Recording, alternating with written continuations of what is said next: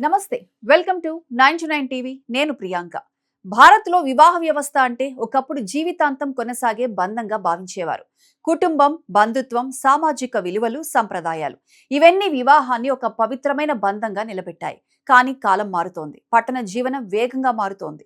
ఉద్యోగాల కోసం కుటుంబాలకు దూరంగా ఉండే వారి సంఖ్య పెరుగుతోంది. స్మార్ట్ ఫోన్లు, సోషల్ మీడియా, డేటింగ్ యాప్లు వ్యక్తిగత సంబంధాల రూపురేఖలను కూడా మార్చేస్తున్నాయి.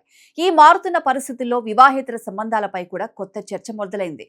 ఇటీవల వివాహితుల కోసం పనిచేసే అంతర్జాతీయ డేటింగ్ ప్లాట్ఫామ్ యాష్లీ మాడిసన్ విడుదల చేసిన గణాంకాలు దేశవ్యాప్తంగా ఆసక్తికర చర్చకు దారితీశాయి. ఒకప్పుడు ఢిల్లీ, ముంబై, బెంగళూరు, హైదరాబాద్, చెన్నై, కోల్కతా వంటి మెట్రో నగరాలే ఇలాంటి జాబితాల్లో ముందుంటాయని చాలా మంది భావించేవారు. కానీ తాజా గణాంకాలు అందరినీ ఆశ్చర్యానికి గురి చేశాయి. ఎందుకంటే ఈసారి మొదటి స్థానంలో నిలిచింది ఆ నగరాల్లో ఏదీ కాదు. ఈ నివేదిక ప్రకారం పూణే భారతదేశంలో వివాహేతర డేటింగ్ కోసం అత్యధికంగా యాష్లీ మాడిసన్ ప్లాట్ఫామ్ ను ఉపయోగిస్తున్న నగరంగా నిలిచింది. ఇది చాలా మందికి ఊహించని పరిణామంగా మారింది. దేశ ఆర్థిక రాజధాని ముంబై కాదు, జాతీయ రాజధాని ఢిల్లీ కాదు, ఐటీ కేంద్రంగా పేరుగాంచిన బెంగళూరు కాదు, కోల్కతా కాదు, హైదరాబాద్ కాదు, చెన్నై కాదు, అహ్మదాబాద్ కూడా కాదు. మహారాష్ట్రలోని పూణే నగరం అగ్రస్థానంలో నిలవటం ఇప్పుడు సామాజిక విశ్లేషణలకు దారితీస్తోంది. అయితే ఇక్కడ ఒక విషయం స్పష్టంగా గుర్తుంచుకోవాలి. ఈ గణాంకాలు మొత్తం నగర జనాభాపై నిర్వహించిన ప్రభుత్వ సర్వే కాదు. యాష్లీ మాడిసన్ అనే ప్రైవేట్ డేటింగ్ ప్లాట్ఫామ్ లో నమోదైన సభ్యుల ఆధారంగా రూపొందించిన జాబితా మాత్రమే. అంటే పూణే నగరంలో అందరూ వివాహేతర సంబంధాల్లో ఉన్నారని దీని అర్థం కాదు.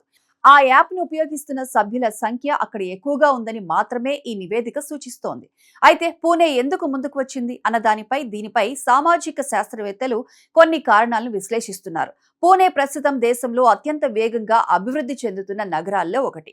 ఐటీ కంపెనీలు, ఆటోమొబైల్ పరిశ్రమలు, విద్యా సంస్థలు, స్టార్టప్లు భారీగా ఉన్నాయి. దేశం నలుమూల నుంచి వచ్చిన లక్షలాది మంది యువ ఉద్యోగులు, వివాహితులు ఇక్కడ నివసిస్తున్నారు. ఉద్యోగ ఒత్తిడి, వేగవంతమైన జీవన శైలి, కుటుంబాలకు దూరంగా ఉండటం, డిజిటల్ కమ్యూనికేషన్ పెరగటం వంటి అంశాలు వ్యక్తిగత సంబంధాలపై ప్రభావం చూపుతున్నాయని కొందరు నిపుణులు చెబుతున్నారు.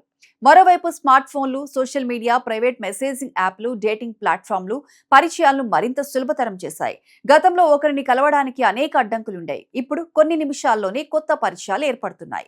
ఇదే పరిస్థితి ప్రపంచవ్యాప్తంగా కనిపిస్తోందని పరిశోధకులు చెబుతున్నారు. అయితే దీనిని కేవలం సాంకేతికత ప్రభావంగా మాత్రమే చూడలేమని కుటుంబ నిపుణులు అంటున్నారు.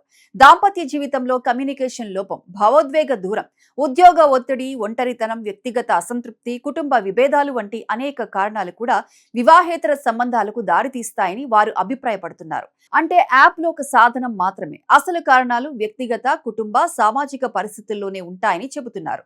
ఈ సందర్భంగా మరో చట్టపరమైన అంశం కూడా గుర్తుంచుకోవాలి. 2018లో భారత సుప్రీంకోర్టు వివాహేతర సంబంధాన్ని క్రిమినల్ నేరంగా పరిగణించిన చట్టాన్ని రద్దు చేసింది. అయితే దాంతో వివాహేతర సంబంధం పూర్తిగా చట్టపరంగా ప్రాధాన్యం లేని విషయం అయిపోయిందని కాదు. విడాకుల కేసులో ఇది ఇప్పటికీ ఒక ముఖ్యమైన అంశంగా పరిగణించబడుతోంది. అంటే ఇది క్రిమినల్ నేరం కాకపోయినా కుటుంబ న్యాయ వ్యవస్థలో దాని ప్రభావం కొనసాగుతూనే ఉంది. యాష్లీ మాడిసన్ నివేదిక మరో ముఖ్యమైన ప్రశ్నను కూడా ముందుకు తెచ్చింది. నిజంగానే భారతదేశంలో వివాహ వ్యవస్థ మారుతోందా, లేక ఇంతకాలం సమాజంలో దాగి ఉన్న విషయాలను ఇప్పుడు డిజిటల్ ప్రపంచం బయట పెడుతోందా? ఈ ప్రశ్నకు స్పష్టమైన సమాధానం ఇప్పటికీ లేదు. ఎందుకంటే ప్రైవేట్ యాప్ల సభ్యత్వ గణాంకాలను మొత్తం సమాజానికి వర్తింపచేయడం శాస్త్రీయంగా సరైంది కాదు.